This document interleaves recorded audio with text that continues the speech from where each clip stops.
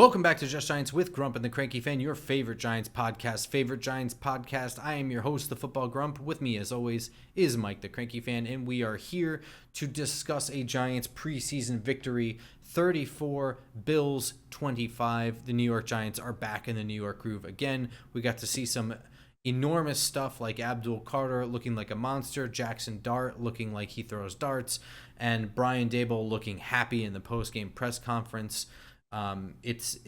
Everybody here is a Super Bowl champion after week one of the preseason, especially Shedeur Sanders and Josina Anderson. So, Mike, Cranky Fan, how are you feeling after this preseason victory? Were you pounding beers and smacking them together? It was a Super Bowl 25 redux for me. I was as happy as a pig in shit. No. I mean, it's just, we'll get the standard cliches of preseason means nothing, blah, blah, blah out of the way. But, you always feel better after a win, whether, just we have not been winning anything for so long on this team, just having a better mental vibe in the clubhouse. And when they go back to practice, it's something. And everything, it feels good. I came home and the door guy in the building is like, how about those Giants? And I didn't want to go into it doesn't mean anything. I'm like, yeah, how about that? It just, you feel a little better. So, it's mid-August. I'm sure in 4 months from now, we're going to be doing our countdown to the draft. But right now, we'll take a win when we can get them. It's fine. Yeah, I mean, I live streamed the game with Bobby on Giants Nation show, and I guess my in the moment emotions are all on display, so I can't hide anything or deny anything. But it is good to see, the football moving forward. It was really good to see the defense looking sharp, and all of the asterisks and grains of salt are there on display. No Josh Allen, etc. And just the fact that it's a preseason game, vanilla defenses, none of this shit matters. This is just practice reps with the feel of a game with a clock and situations. So you don't just have like a repeating do-over situation. There's no do-overs. This is a game situation. So to come away with it with points, you know what I mean? Like, just the fact that they scored 34 points, okay? And I know some of that's in times where nobody for either team is actually making the team. That's fine. It's just the point. This is the whole point of this game is to score points. The Giants don't usually score points. We got to see some points being scored. Let's put this game in perspective of the whole fall camp calendar, because I think a lot of people, they kind of like, they look at the first game and it's like everybody's quick to have their pencils and pens and their pluses and minuses and passing grades and failing grades. This is the first game of 3, and you are hoping that the coaches are hoping to see from the first practice that we attended, a couple of weeks ago, up to this point, a level of progress. Now they want to see progress from here to the next game and then the next game. So what you saw yesterday is not the definitive, they've gotten to this level. This is what they're going to be for the regular season when it gets started. This is the first step in this. And it's a marker of where we are. And I think if people start looking at it that way, you'll look at it a little more kind of not like everything rushed to judgment and a rush to having your first thought with anything, whether it's, Hudson at left tackle or anything that discouraged you or anything that made you too happy. I mean, that first drive, it resulted in a field goal. If that was a regular season game and that was the first drive, you're not going to be talking about that with your grandkids about that first drive. But because it was the first game here, it's an encouragement because it's something. So I'm ready to talk about this game and the things we saw that was of interest that kind of, made us happy, caused us for concern or anything. But the big thing for me is this is, step 2. Step 1 is the practice is up to now. Now we're here. There's a step 3 and step 4 before we worry about game 1 and the real deal. Amen. I'm gonna start with this as the number one takeaway here. Here's the biggest victory from this game. Okay, ready? Go. No injuries. Amen. Note, it's right here on my notes. I'm very, very, very happy with that, because that could all the progress you see on the field from practice and stuff can be derailed with one ACL or popped hammy or something. So, amen. Thank you, thank you, thank you. I'm gonna add in like one other caveat here is that I've been pretty critical of the Brian Dable training camp over the past couple of years. It does feel like he is not taking he is I wouldn't say he's running a difficult or tough training camp, but he's not really taking shit. You know what I mean? Deonte Banks is not being handed a starter spot. He is legitimately competing with Cordell Flott. They even wrote it on the depth chart as Deonte Banks or Cordell Flott, and Flott's been injured for like a full week at this point. So to write that in there, I mean, like they're not screwing around. And also, one other thing in camp, when people make like pre-snap penalties, get out of there. Nope, you sit now. That's it. No tolerance. Sure. He's been a zero tolerance guy this training camp. I mean, by his standards, where he's usually pretty light on his players and hard on his coaches.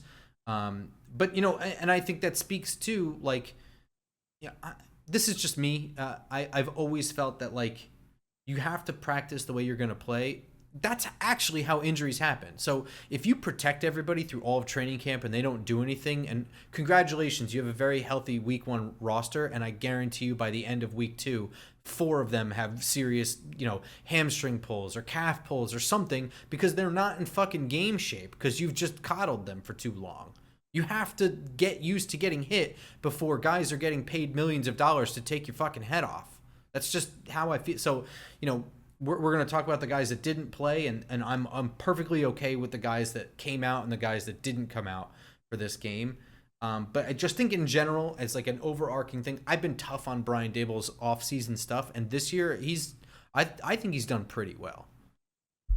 I think that, having Russell Wilson go out for the first drive is a symbolic move as much as anything, that we are taking this a little more seriously towards the preparation for week 1. It's preseason will always be about player evaluation, making sure people don't get hurt, just kind of getting through it. But even having him out there for one drive, and I think, if that would have been a 3-and-out drive, he might have come back for a second drive. Who knows? But that was a nice 11-play or 12-play drive. That's kind of giving a little bit of a message that we're taking this a little more seriously, and we are trying to have, those 12 snaps are going to help get this team ready to be competitive in week 1, which we have been for the last couple of years. Back to Banks for a second. I thought it was interesting how they kept Banks in longer than some of the other guys he was playing with because of, the number one crying point on talk radio is like he doesn't move his head back or he doesn't get in position to make a play for the pick every time. But he was out there longer than his peers were, I guess. I think they really want him to win the job over Cordell Flott, but I also think that they made him get extra reps to work on things to try to be right. Do you feel that way, or am I just reading into that a little bit? No, I feel that way. I think they want things from him that he's not delivering on, and they're going to keep, playing him until he starts getting better at them. And I also think that, if he's rotating with Cordell Flott for the number 1 corner spot, that means that let's pretend that Cordell Flott was healthy for this game. I think that first drive, Flott's out there. Second drive, Banks is out there. Third drive, Flott's out there. Fourth drive, Banks is out there. But none of that happens. You just have Banks out there for that whole time. That's what I think also. I think it's a little bit of both. But I mean, they could have given those reps to somebody else. I mean, well, Trey Hawkins was hurt too. He's not playing. So I don't know. But yeah, I certainly think there's something to, they want to see things from him that they're still not seeing. So they're just going to keep putting him out there until he shows it. And he hasn't earned the benefit of the doubt of, okay, you've done your 2 series. You can rest up now. I think it's like, you got to earn it, kid. You got to keep working. You have to keep, showing us that you want this thing. So I think that was smart. So let's go to the first team offense for a second here. Let's go. People who were sitting, okay? Malik Neighbors, Darius Slayton. So your 1 and 2 receivers sitting. Your backup receiver, Jalen Hyatt, also sitting. And Andrew Thomas, obviously sitting. So you have 4/5 of your starting offensive line. You have your starting tight ends. You have your starting quarterback. You have your starting running backs. You have Wan'Dale Robinson as the only receiver. And then kind of, it's not just like, oh, the backup wide receivers had to play. Boo hoo. Why didn't Russell Wilson throw for more yards? It's not even that. Like, you have two wide receivers, I'm not sure, making this roster in any capacity out there against the starting Bills defense. So it's kind of a bummer to look at Russell Wilson's 6 of 7 for 28 yards, and feel super confident. There's a lot of checkdowns, some throws for 0 yards, and you know what I mean. I get all that, but at the same time, you didn't really have even you had you guys who are not making the roster out there playing against ones. So if this were a regular season game, I'm not even sure Russell Wilson's throwing downfield in those situations, or at least on that first drive.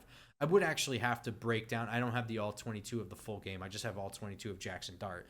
So I would have to actually look at it and be like, could he have thrown anything downfield to really even say, like, he made all the right decisions? But I don't think he made any bad decisions. I thought Russell Wilson was efficient. I thought he was in control of the offense. I thought that he led the offense down the field. And in all honesty, what looked like a promising drive was stalled due to penalties by one of the three guys who is not supposed to be out there with the ones, and James Hudson with a false start and then a holding penalty. And a holding penalty on its own often kills a drive. Once you make it 15 yards, I mean, shit, now you've really made it difficult. So I think just as an overall whole, the one drive we saw from the starting offense looked pretty good. It looked like a functioning NFL offense that a strong defense was not able to keep points off the board. They had 12 plays together. That's a good drive. How many times you hear, like, when you're watching, this is the 12th play of this drive, and announcers cream their shorts when they say things like that. So just the fact that they converted a 4th and 1. They converted, I think, 1 or 2 other third downs on the drive. That's a good drive. Like, a good drive doesn't always have to necessarily end in points. Even it's about flipping field too. It's a lot of the times last year, the defense was under pressure because the offense could do nothing, and they were starting on short fields and stuff. So even just the fact we're flipping fields, okay, those aren't things we get excited about if we're a Super Bowl contender, but a team trying to establish some credibility and be competent in offense, that's a positive. So the fact that Russell was playing, the fact that they had 11, 12 plays together, those are 12 more, with a new quarterback playing behind a line that's been together, already when we, at the starting 5 out. That's a win for me for this game, and a major takeaway from it. Agreed. I had no issues with Russell at quarterback. I do want to talk a little bit. Tyrone Tracy, I thought he looked fine. Statistically, he's 3 carries for 9 yards, but 2 of those are in short to go, so they were successful runs. The biggest thing for me is just hold on to the fucking ball. Like, it's the fumbling was a little bit of an issue last year. I wouldn't say a major issue, but if you're going to be a starting running back too often, and this one wasn't a fumble, but it was close enough where you really had to look at replay. It was bang bang, sure. knee down, and then ball out. Like, hold on to the ball, seriously. Like this. I said, oh shit, when it happened live. I'm like, oh god, but yeah. Yeah, I mean, it was such a giantsy thing to do too. Like, it's what I'm used to for like the last 10 years at this point. Is like, oh, here we go. We look competent. Because nothing was like extreme that we were watching. It was like, all right, we're moving down the field. All right, try and stop us. And it's like, oh my god, you know what I mean? It was exactly that. It was just like one of those just eye roll plays. And it's got to get cleaned up. Now, at the same time, Tracy on that play turned a little something into nothing, or nothing into something. I think it was a short pass that he like shifty and broke a tackle, and then made that into a 4th and 1, where otherwise it was probably going to be a 4th and like 7 or something like that. So it's only because of him that was a convertible 4th down that he himself converted. But at the same time, none of that matters. You can have a 98-yard, punt return. If you fumble at the 2, nobody cares. Yeah. Just ask Leon Lett. Only other note, I think, on offense, the starting offense, I thought that the pockets looked good. I don't think at any point Russell Wilson was like shitting his pants like hut and like somebody's already in his face like we've seen in past years.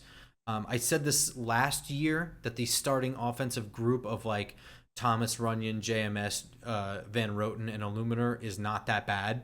It's actually okay. And it kind of just got overshadowed by just generally being a bad offense, having bad quarterback play, having a quarterback run into sacks, etc.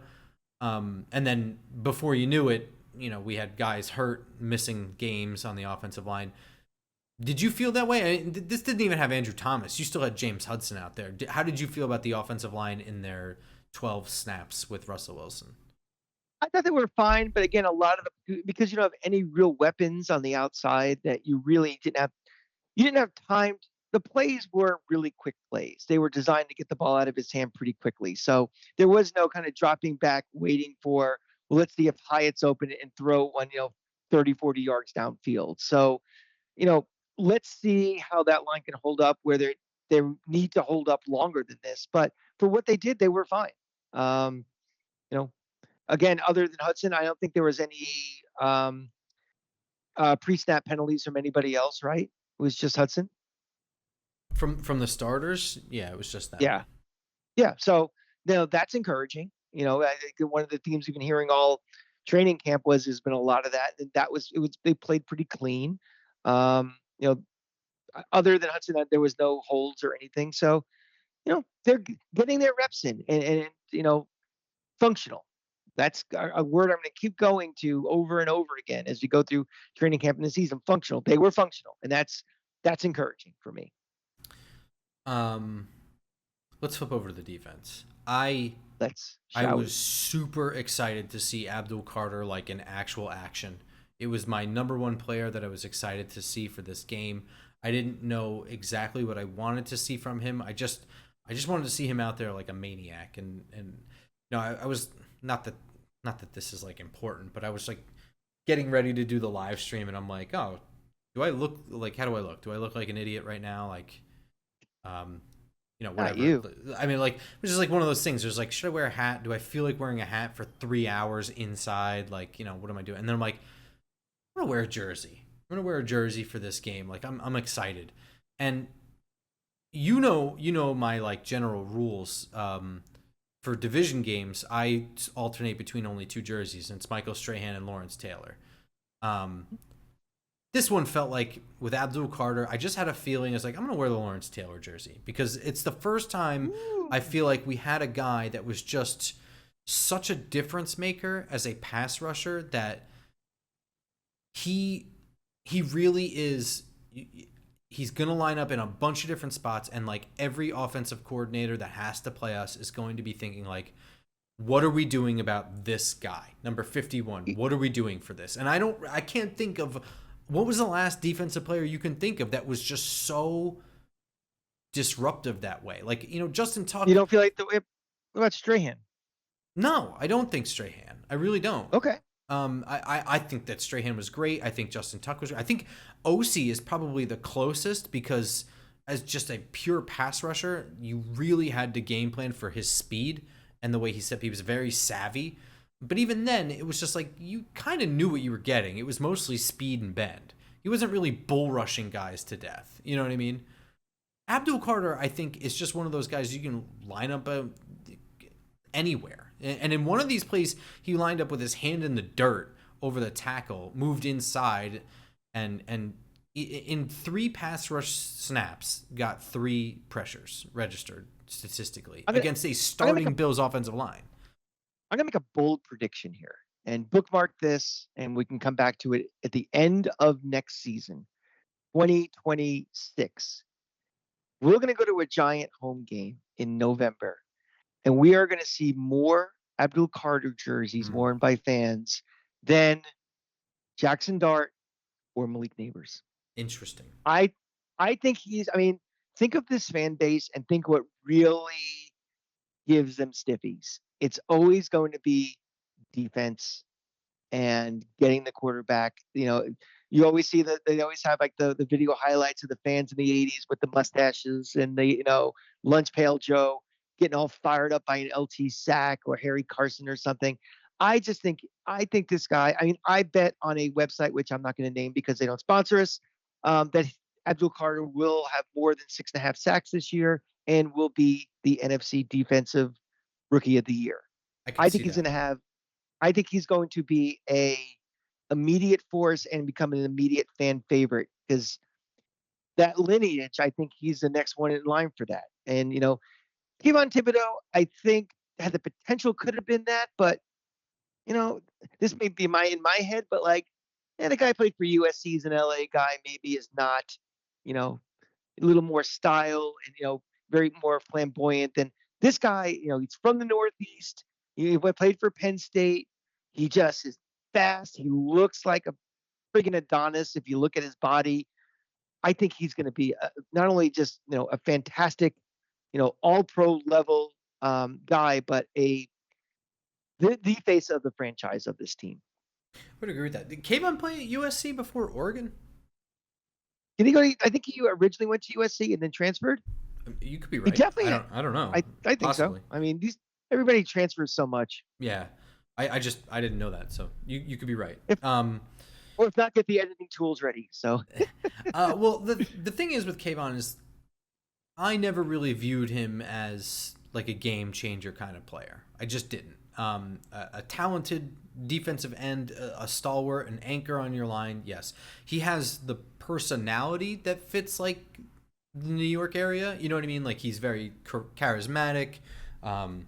He likes the camera. The camera likes him. That sort of thing. But so like he kind of had that fringy franchise kind of situation, but not franchise in the way of like name some of the most important people in your franchise. Like you're never going to name Kayvon Thibodeau, but Abdul Carter in the history of the New York Giants, I think could be like the 2020s guy that you think of when it's like, 15 years from now when we're looking back, like who's the Giants player from the 2020s that you think of right away? It might be Abdul Carter for sure.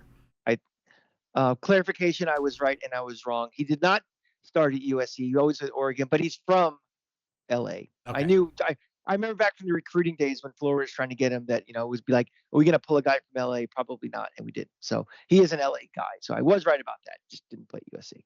Okay. That makes sense.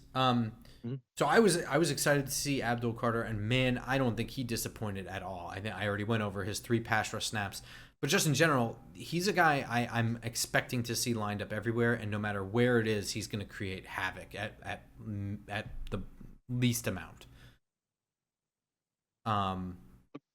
Totally agree. I think this year is just go after the quarterback. We'll line you up all over the place.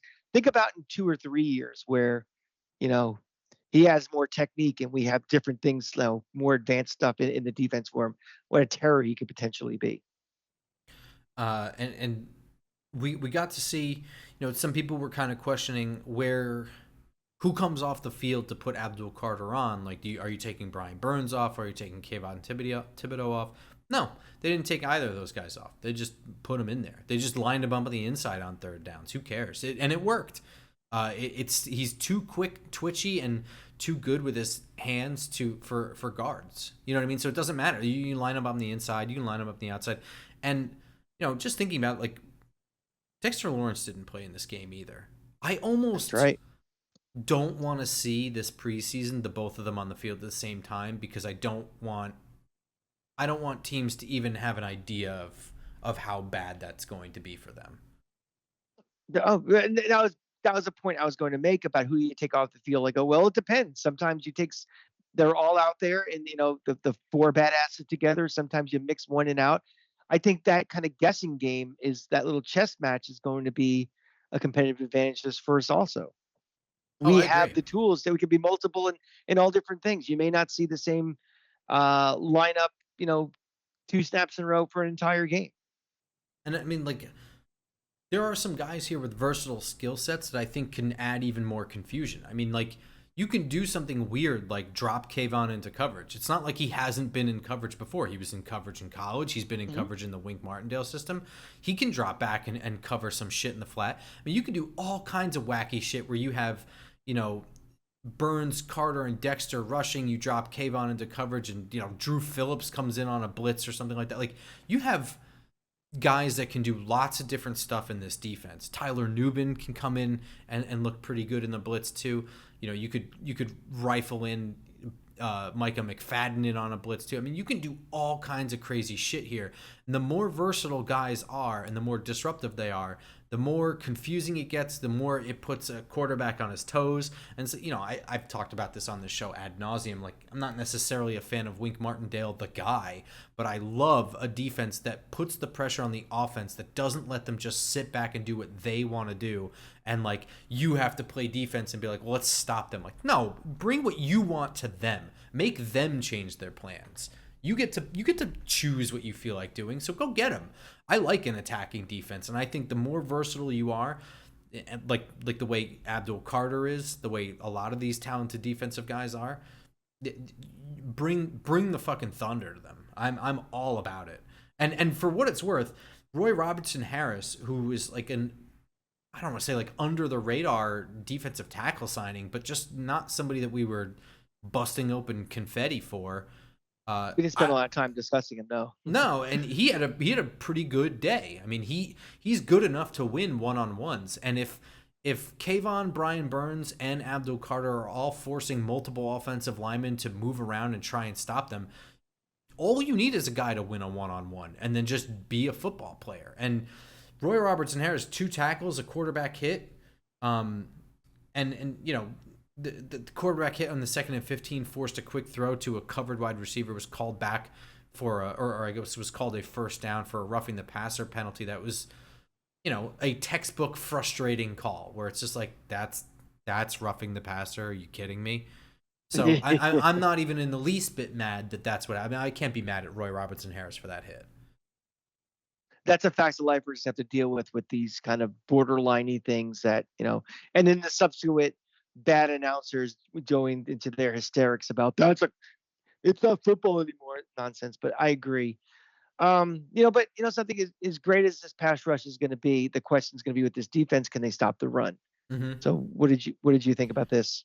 It was better than I expected, but it still wasn't great. There are things that are gonna make me, I want to say tear my hair out. I'm gonna have to think of something else. Pluck my eyeballs out. Tear it back in. Yeah, just regrow it. That's definitely going to be a frustration. And I'm not obtuse to the fact that Dexter Lawrence wasn't on the field, but I feel like I've said this a lot. I don't really want Dexter Lawrence to have to play 98% of snaps. I don't want this defense to be lifeless when Dexter Lawrence comes off the field and grabs some Gatorade for a second. You know what I mean? Yeah.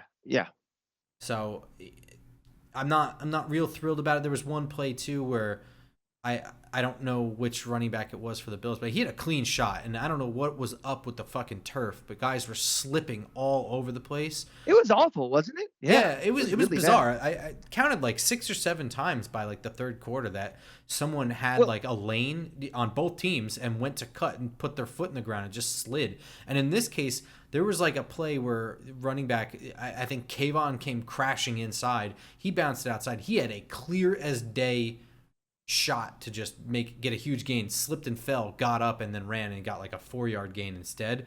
I think had that not happened, we might be talking about how bad the run defense is a little bit more than we have been. Yeah, I don't know if they replaced the turf this year. Probably not, because I don't know if you know this, Grump.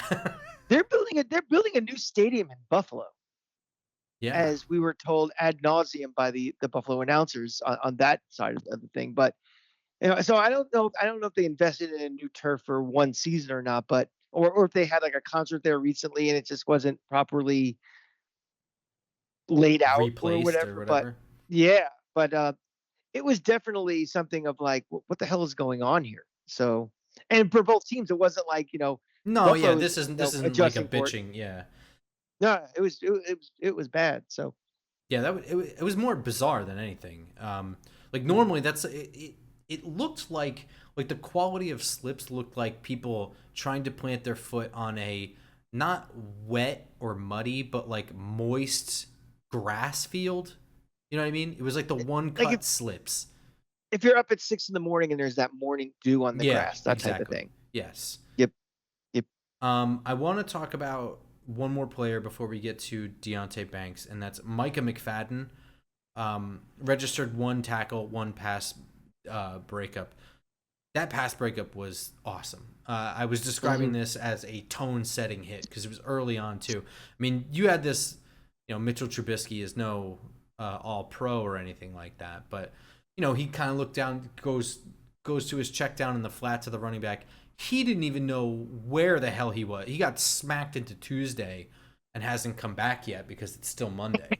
And it ended up being a pass breakup because he just couldn't even keep a handle on the ball. He got hit so fast. Very nice to see Micah McFadden continuing what looked like a good season last year into this year.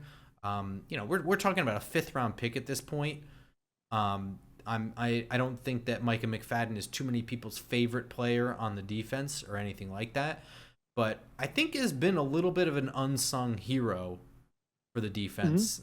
And it's good to see him continuing that trend because he knew exactly what his assignment was. Saw the running back leaking to the outside. He's going to shuffle over and he sees the quarterback kind of moving through his progressions, triggers, goes downhill before the ball's even out of the quarterback's hands and just drills him.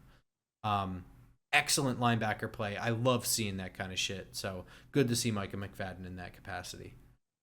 I got 2 guys I want to kind of spotlight is giving hit me stars for.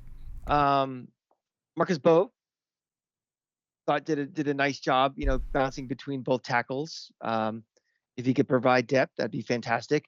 And I'm willing to give someone credit for someone I don't like and someone I've been calling for maybe getting rid of, Graham Gano. If Graham Gano is healthy and Graham Gano can hit 50-yarders and be consistent, all right, fine, he'll be on this team. And, I've been saying for a couple of years now that, for the amount we're paying for him and for the injuries and the inconsistency, to be fair, because of the injuries that, maybe he should be a cut.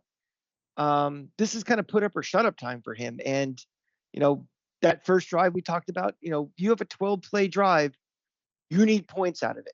And, unfortunate that penalties puts us back into a pretty, a lengthy field goal attempt, but he nailed it.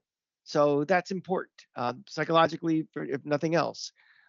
He had, several kicks that were over 50 yards. So I'm glad, I've been very harsh on him, obviously, but that's encouraging because, a consistent field goal kicker for an offense that we're still not sure how great it's going to be or not could make the difference in a game or two. So encouraging start.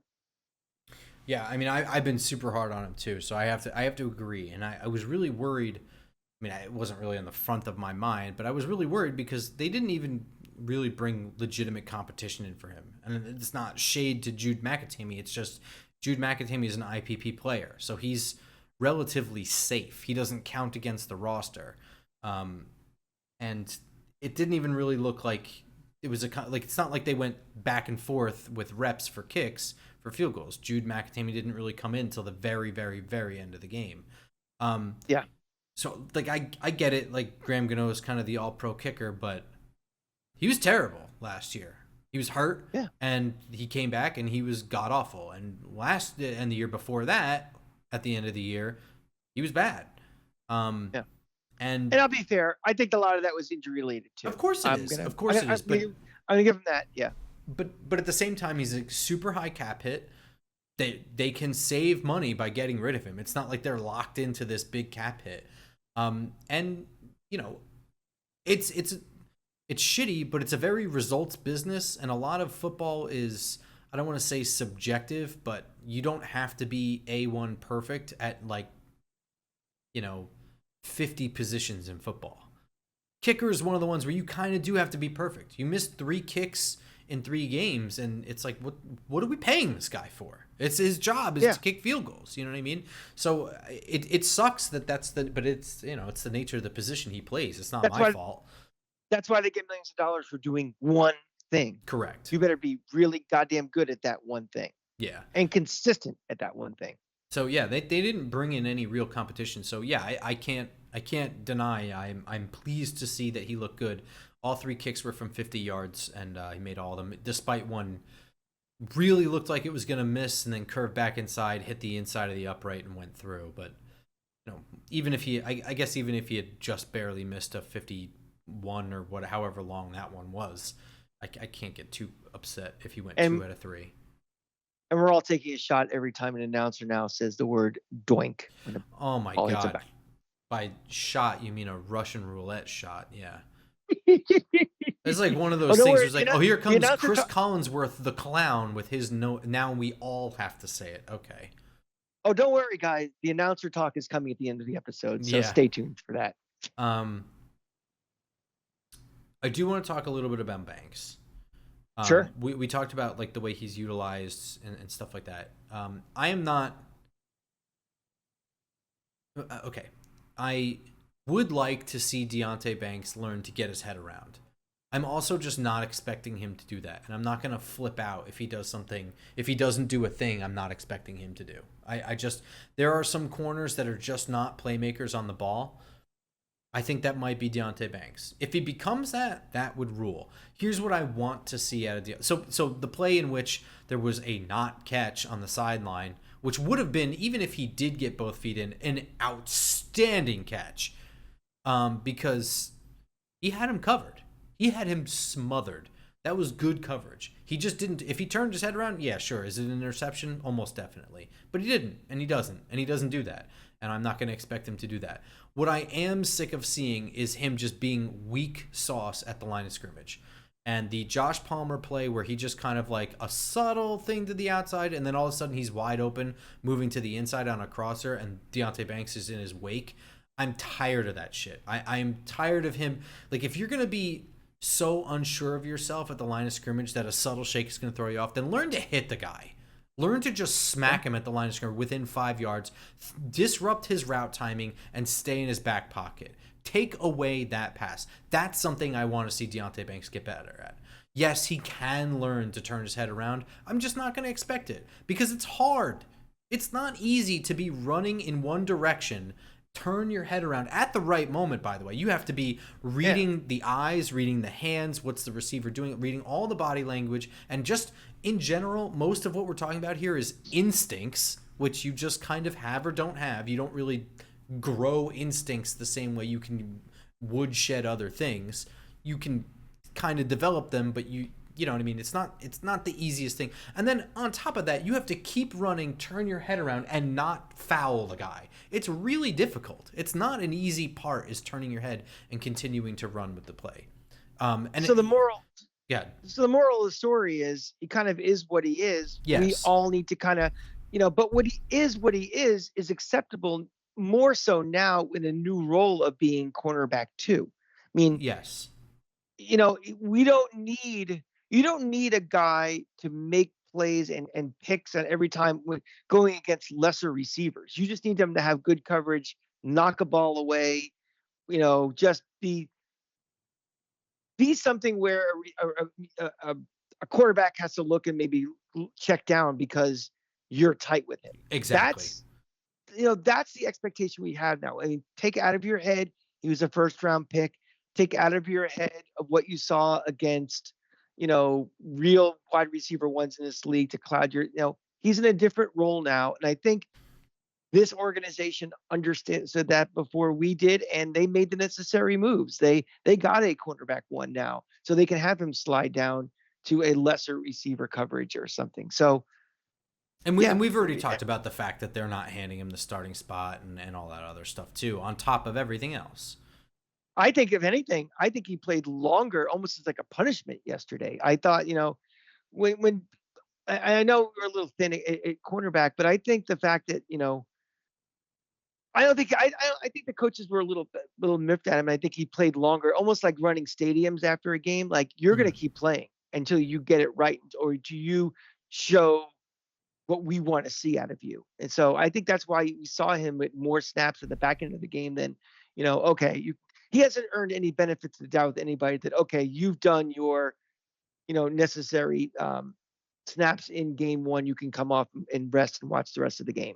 Would agree. Just a little thought I had. And I just want to clarify. I'm not expecting that from him to just suddenly turn his head. If you guys want to get bent out of shape every time that he doesn't do that, that's on you. I'm not telling you not to get frustrated because that's what you should expect from a corner. It's just some guys are what they are, and I think that's who he is. So I'm not going to get bent out of shape when he doesn't do it. That's just You can how I'm you can get choosing to look at it. you can get bent out of shape if we give him a second contract that's way exuberant in spite of that. But until that moment happens, he is what he is, and Yeah. we'll make the most of him until. I mean, he's not a liability on the field. I think people think, well, he didn't turn his head equals the guy's Elvis Patterson. He's toast. And that's not what he is. He's So just I not. made the same comparison to Eli Apple, a former first round pick of the New York Giants. His problem was that he was toast. He was burnt toast. He was a problem. He had the same. No, I'm sorry. I don't want to say the same because we don't know these guys, but had similar effort questions, locker room questions like that. You know what I mean? That we had those, but he was actually just bad in coverage. He guys were open, and I think quarterbacks got into the situation of like, look, if it's one on one with that guy and stuff starts going wrong, just throw in that direction. You might get a pass interference at worst. I don't think that we're there with Deontay Banks. No, no. He's Um, just not. He's just a. He's a guy who provides coverage. He's not a playmaker. He's not average a corner. top. He's not a top tier corner. It's just an Eli average Apple starting corner. just Eli Apple just got cut this week. I think I He saw. sure did. Yeah. I I was encouraged by the first team defense. Getting into just like other players, you mentioned Marcus Bowe.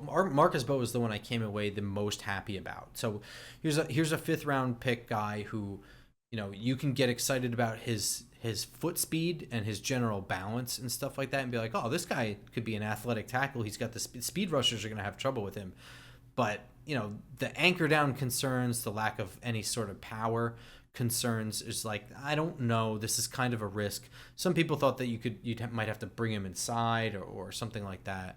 I didn't really see the benefit of putting a guy who has anchor and power concerns on the inside, but I understood, at least what people were aiming for. For him to go out there and look like he did at both right tackle and left tackle positions, Yeah. at this point, you know, it's a bit much to be like he should be the swing tackle over James Hudson, because James Hudson's been in the league for years. He's a veteran. Marcus Bowe is who exactly? He played at Purdue. Well, I think what happened was that in the same game, you saw Hudson make mistakes and Bowe look good. So it's kind of like, oh, well, let's put two and two together. Where, like I said before, this is one data point in several weeks of practice and two more games coming up. It's nice, but nothing's definitive off of what you just saw in small sample size in one game. Right. But I would say on the coaches, keep an eye on this for, week 10. If Jermaine Illuminor is hurt and needs to miss 2 weeks or something in week 10, really evaluate the players you have on your roster as to who should be the right tackle in those two games, and don't look at the checkbook and who's getting paid more.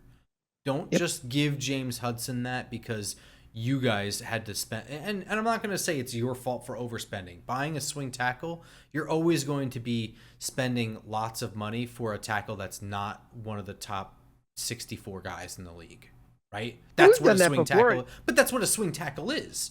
If you were in the top 64, you'd just be a starter, right? Right, exactly. Yeah. I mean, the math of 32 times 2 is 64. Exactly. So, I mean, that's the likelihood is that any one of those guys from like tackle 65 to tackle 70 is probably going to be making more money than they're worth. But I mean, you're worth whatever people want to spend. And if you're worried about what's going to happen to your team when a tackle goes down, then you have to spend more. So I'm not blaming the general manager or the front office for spending on James Hudson. I'm just saying, when it comes time to decide who goes on the field, decide on the player, don't decide on the ledger. You know what I'm saying? I think this coaching staff working with this front office knows that, there is a level of hot seatedness with them. And I think they have to make decisions that are ultimately in the best interest to get them wins and keep them competitive. And I don't think that the ego of, well, I paid this guy more. I don't think that applies as much now in the situation they're in. Maybe I maybe it's the hope so. beginning of the maybe in the beginning of their administration where they're hot shit because they just got the jobs and stuff. That might be one thing, but I think right now it's kind of all of these decisions they're making are in a bigger microscope, especially being in New York, being in the hot seat. That I think you know everybody will see through it really quickly, and I don't think they want to go through that. Do you have any other negatives you wanted to go over? Uh, Any we're talking about the farts game. to dole out? Oh, well, I'm going to start a new series on this show on the Just Giants program called the Weekly Winston Fart. But I will preface this by saying I'm not going to give him everyone every week just because I hate the guy. Like if I see him standing on the sidelines and his mouthpiece is not at a 90-degree angle in his mouth, he's not getting a fart from me. But if he does things that truly do aggravate me and annoy me, he's going to get a fart probably more than most people will. So we did see the good, the bad, and the ugly from Jameis in this week, and that's kind of what the Jameis Winston experience is, right? It's he makes a throw that people are like, God damn, why isn't this guy a starter and why isn't he a Pro Bowler? Then he does a bonehead throw where it's like, oh, that's why he throws 30 touchdowns and 30 picks, and then he does something stupid. And I'm going to give the fart. I didn't like it all. To me, he has a unique role on this team. He is the backup. He's the backup behind an older quarterback. You can't be taking risks in a preseason game to get yourself hurt. And I know Jaxson Dart was running also, but this is a little different. I think that I feel a little bit with Jameis Winston, much like I did when I criticized Tyrod Taylor a lot, where I think Jameis still thinks he's a starter. And I think Jameis, whenever he's on the field, in the back of his mind, he's still auditioning himself for a starting role somewhere else. Because remember, when he signed with this team, he was the first of the three quarterbacks we acquired. And maybe he didn't want to believe it that they were still going after Russell Wilson or Aaron Rodgers or whoever, but he signed here at first thinking he probably thought he was going to be the starting quarterback here. So is that me just kind of taking, some of the things I didn't like about Tyrod Taylor and my obvious dislike of Winston? Maybe, but I just want guys, especially in preseason, you don't need that extra 1 or 2 yards. Just go down, play another day, in a game situation, in a real game, maybe a little different, but that's enough for me to give Jameis Winston a fart. This is consistent of you because you had similar thoughts and feelings about Tyrod Taylor. Uh, was it last year or 2 years ago? I can't even. It's all blending for 2 years. 2 years ago. Yeah.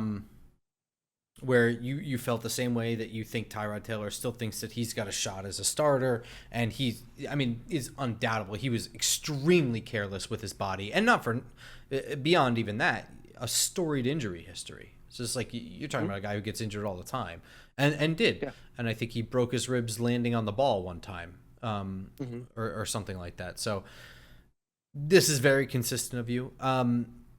The running play itself, I didn't have a problem with it. I actually, in the moment, was calling for Jaxson Dart to start sliding. And for me, that's simply because it was a preseason game. Like, I like the fact that Jaxson Dart runs the way he does. I'm a big fan of it. I like tough guy quarterbacks, and I think that he is a tough guy quarterback. Jameis Winston's not even a running quarterback. You know what I mean? So it's like, That's a misconception of him. People think he is, but he's not. he's really He's not. not a He's running slow as shit, Yeah. and he never really was.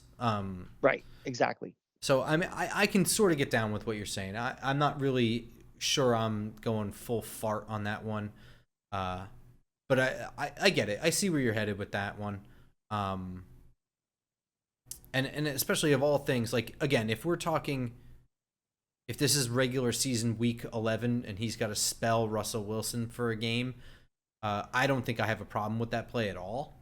I don't But either. in the context of a preseason game, like that's unnecessary hits. And not for nothing, he got the third string snaps, so he's behind the third string offensive line. He's going up against guys who are like dying for a roster spot. You know what I mean? So like every scratch and claw is definitely happening on those plays. So to be an exposed quarterback in the open field, you're asking kind of for trouble. Yeah, and two things. One, you're not auditioning to be a starter, but you're also not a guy on the roster bubble where you have to scratch and claw to get the coach's attention that, like, maybe that's a deciding factor if you're going to be on the 53 at the end of the season. He's on this team. Not him. I mean the guy's trying to hit him. I was talking about him specifically, but yeah, I agree with you. Yeah, on the other side, they're trying to do the extra, 1% to make a team. But for him, that's a move. It felt like I'm trying to impress the coaches. Like, I have that moxie. I'm trying to. There's no need to impress anybody. Your job is, you might be one of the safest guys on this roster in the unique position he's in for being a backup quarterback. Yeah, I mean, despite what dumbasses in the media are saying. It's like, oh, maybe they could trade him. Like, they have Jaxson Dart now. No, it's not what's going to happen. For what? I'm gonna dish a fart out for the Bills broadcast. And as just like a relevant aside, I think I grew up a big fan of Jim Kelly, the player. I don't have any animosity to the Buffalo Bills the way I have a natural sort of somewhat animosity to the New England Patriots or a somewhat animosity to New York Jets, even though they are AFC teams I don't care about. I don't have a problem with the Bills. And for a small market team, it's really enviable to see the way an entire city rallies around a team. And if you've never been there, like I've been there, and I know people from there, that I talk to on a daily basis. I'm not kidding. Multiple people that live out there. The Bills are everything out there, and it's very enviable. They have a very rabid, very passionate fan base, and nothing has ever gone their way. Nothing has ever gone their way. 4 times to the Super Bowl, and they can't get it done.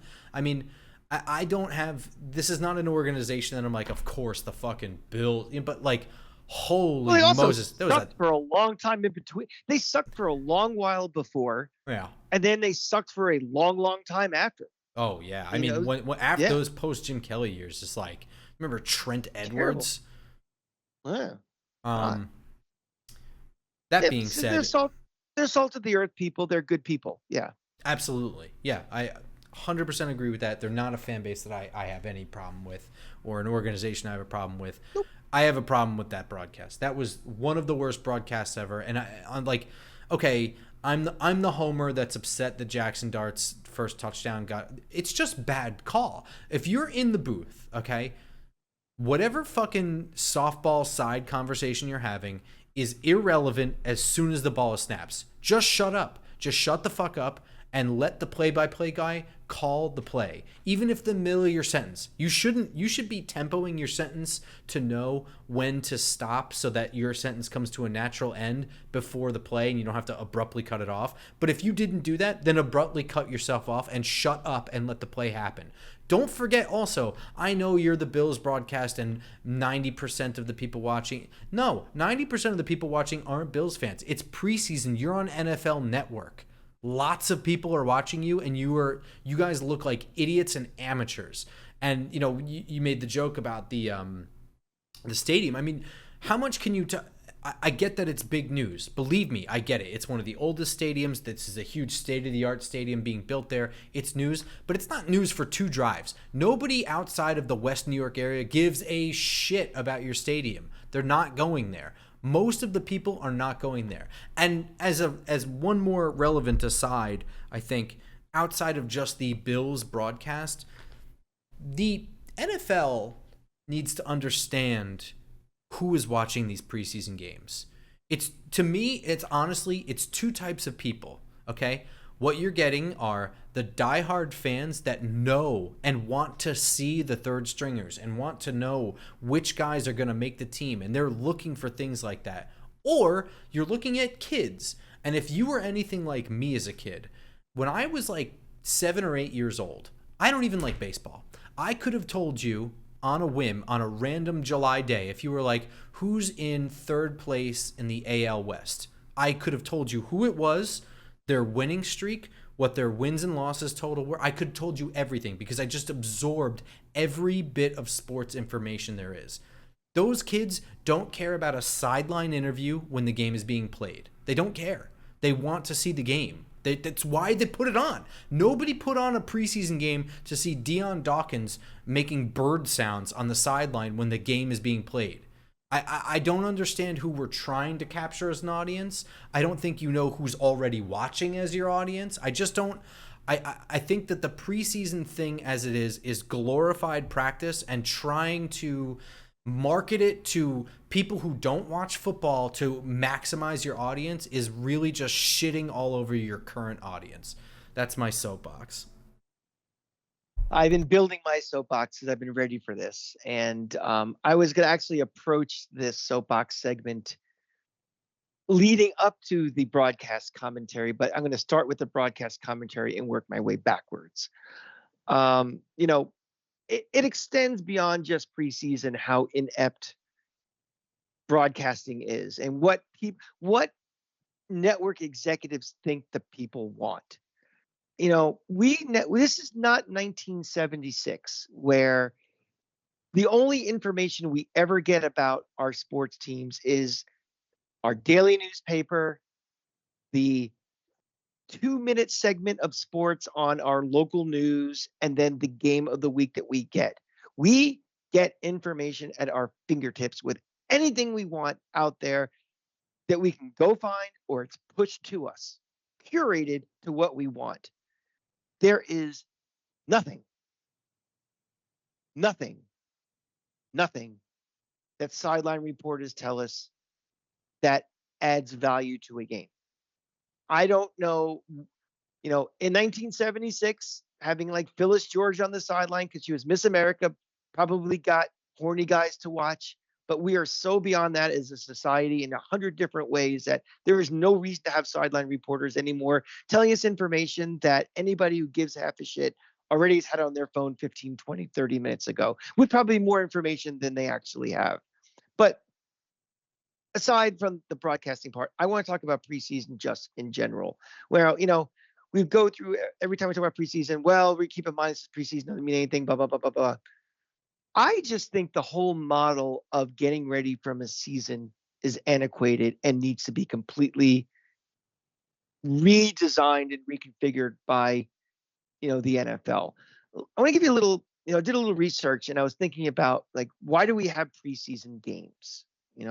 Why do we have preseason games when college doesn't have preseason games? Teams are getting ready for their season. They start on week 1. Now, I get the biggest difference is that there are no cutdowns in college. You come up with you start with your roster, that roster staying with you to get them ready. But, if the purpose of preseason is to get your team ready, you don't need it necessarily, especially the way it's being done now.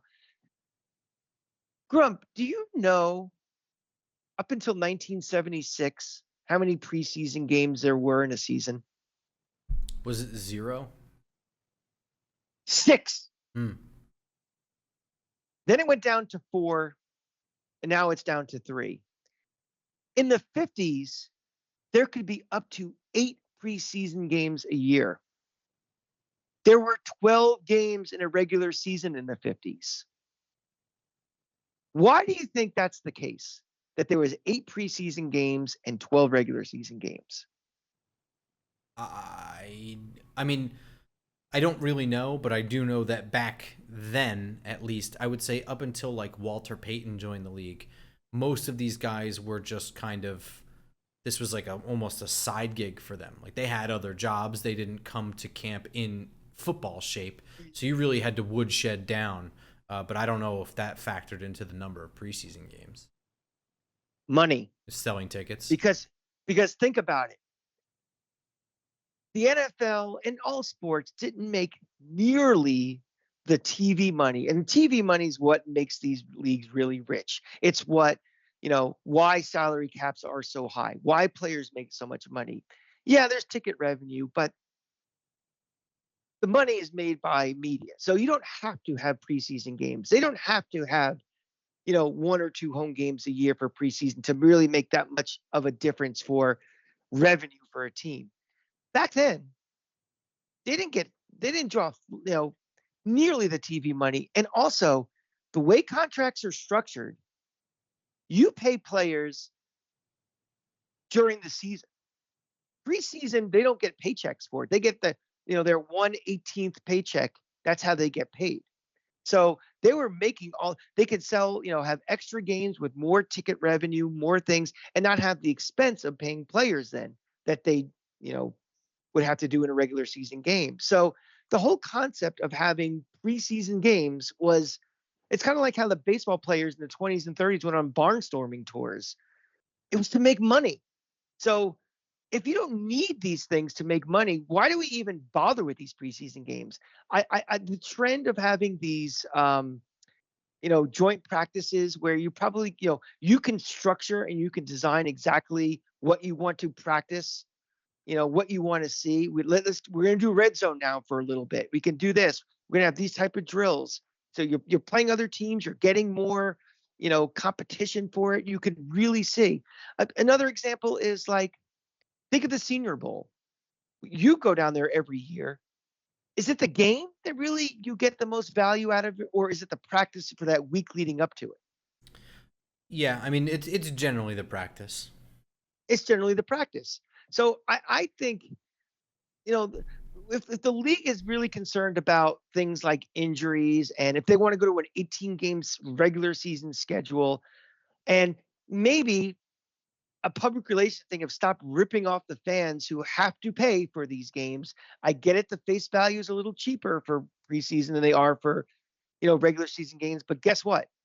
If you are a fan of the Giants or the Steelers or the Packers or Seattle or any team where basically every seat in the house is a season ticket and you are forced to buy these, you are getting ripped off.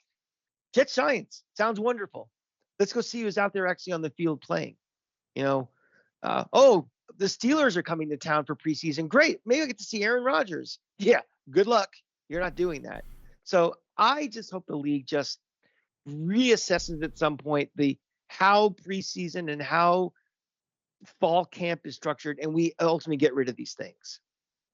I think that's a pretty nuanced My 2 opinion. cents. I mean, I get it. I especially think that the tickets are a ripoff. You're not getting a game, so the fact that you're even getting half price is still a ripoff. I mean, think about it. Russell Wilson had 12 snaps. It's not like you paid, a minimal portion for, and even so, some of the guys don't play. No Dexter Lawrence, no Andrew Thomas, no Malik Neighbors, no Darius Slayton, no Jalen Hyatt. I mean, you're not watching anything more than practice. How much were tickets for open training camp? Free. Exactly. So why is it $90 to go to a preseason game? And also, for the luxury of paying $12 for a beer. And also you have to park. They don't have season, it's not preseason prices to park. Mm-hmm. It's a lot of stuff. And, then I started thinking about, well, who is preseason games for now for a fan? I mean, it's for is coaches. it for people? It's not people. Is it people like us who want to see these little battles and stuff? Or are there just more fans out there who just don't give it? I just want to watch football. I had a conversation with our doorman today, and he was just like, how about those Giants?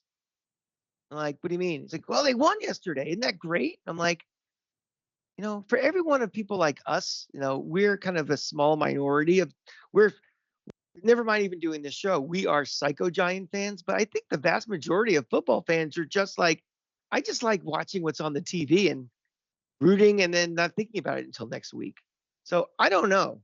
I just hope to God that they kind of get rid of the preseason game thing and, but I don't know if they're ever going to do that. I think the league is just so greedy. No, I mean, I don't think they're going to do it either. And this league is ridiculously greedy because every time they take away a preseason game, they're just adding a season game. And at a certain point, they're just going to end up killing their entire workforce. But let me ask you this before we just end this segment. Because I think they're all interesting things that you're saying. I don't really have a direct rebuttal to much. Other than I'm not sure that I want to get rid of the preseason game entirely. I do think that there's there are players that when it comes to game time and the lights are on, they're a different player than they are in practice. And I think that like Cordell Fly is actually a good example of one where it's like, oh, in training camp they're trying to like force him into this job and he's not going to win it. He didn't win it. And then every time he plays, he just like locks down AJ Brown. And you're like, what the hell is this? Where did this player come from? But and also like who's Victor Cruz without a preseason game? You know what I mean? So like I think that there's value there from an evaluation standpoint, but in terms of not the doorman, but people that you generally talk to that feel like you know more about football than they do. When there's a preseason game, do they ask you like, what did you think of X, Y, and Z? Or is that just me? No. Okay. It's the first thing that comes out of their mouth. The second thing that come out of their mouth is they won. And I know, whenever I'm talking to anybody, whether it's kind of like our peers doing these things, like if I talk to Bobby or Justin or something, or Snacks or something, or if I'm talking to who I consider, friends of mine who are pretty sophisticated football fans about preseason, I'll say like my friends that are Bucks fans, like my text group, how did they look last night? I don't ask, well, did they win? Or things silly things. It's just like, how did Baker Mayfield play? What did they do with Tristan Wirfs that was out? Those are the questions I'm asking. And that's what they're asking me about things of like, they'll say like, oh, I heard Dart did pretty well. Okay. Not like they won, but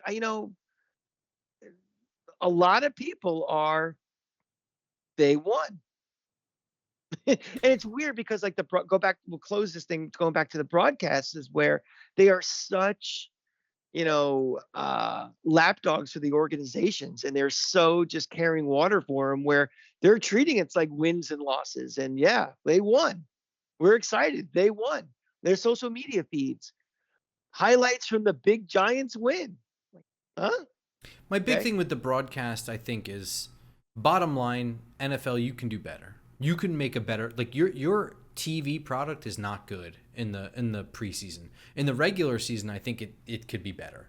You know what I mean? And we've had that discussion at the a millionth degree between Al Michaels is losing it and Jonathan Vilma doesn't add anything. Mark Schlereth isn't very good. You know what I mean? We've had that conversation before. I don't want to rehash it, but in general, I understand the difference between regular season. You've got millions of people watching already.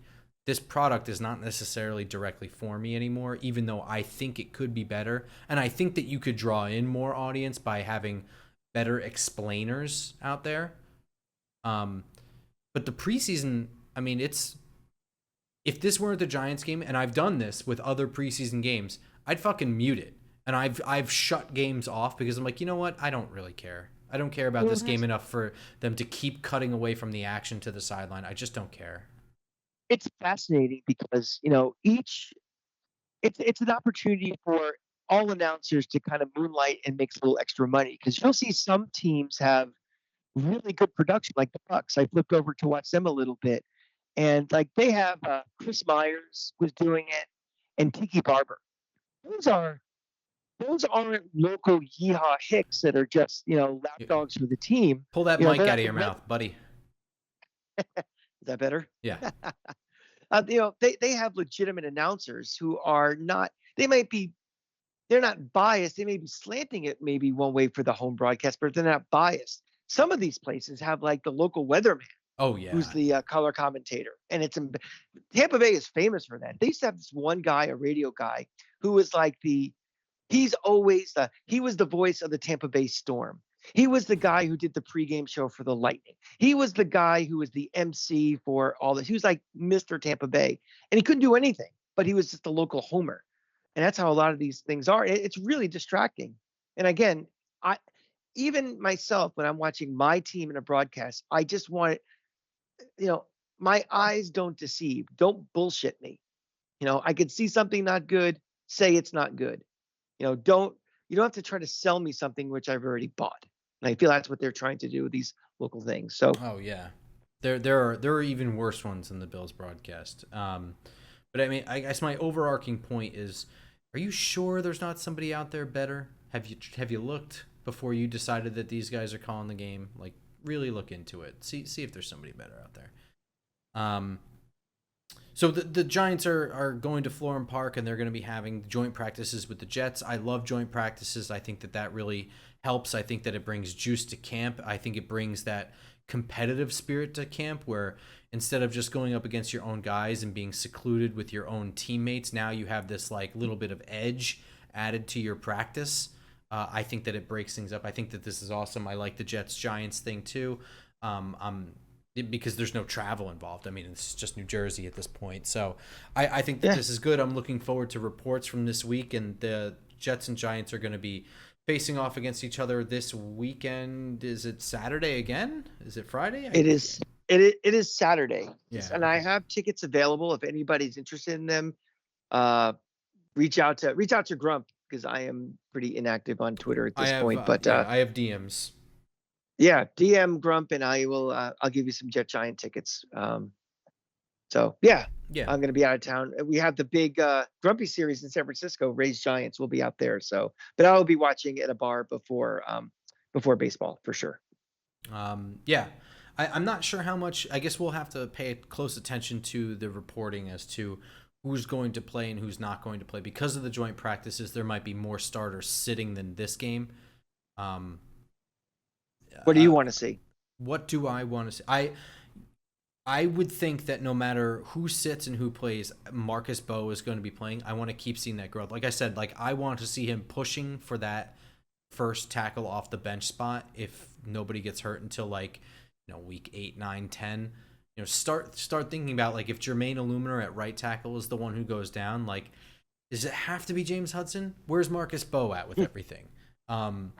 So I want to keep seeing that development from him, and I know he's not going to suddenly be able to like anchor and deal with power and drive his feet. It's not like he's just going to lift weights and eat a can of spinach like Popeye every day.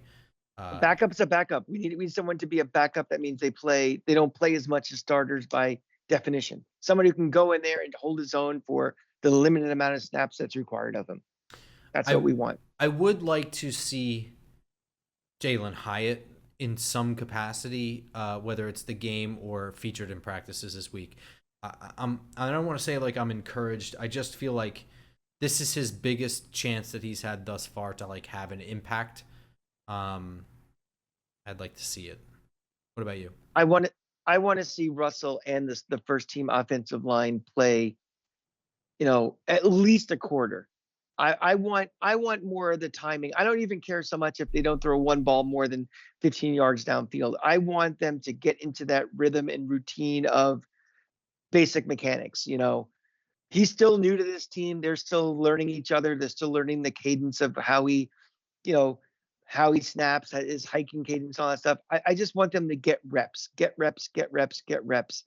Build on them playing the 12 play drive in the first game, and let's build towards getting ready for week 1. So I would like to see, even if the numbers, even if he has the exact same stat lines did from week 1, that's fine. I just want them to keep playing together and get more and more, in simpatico to each other. All right, that's going to do it. This is a long one, but I think it was a worthwhile one. We will see you guys next week after this Jets-Giants weekend preseason game. Until then, go Giants. Go Giants.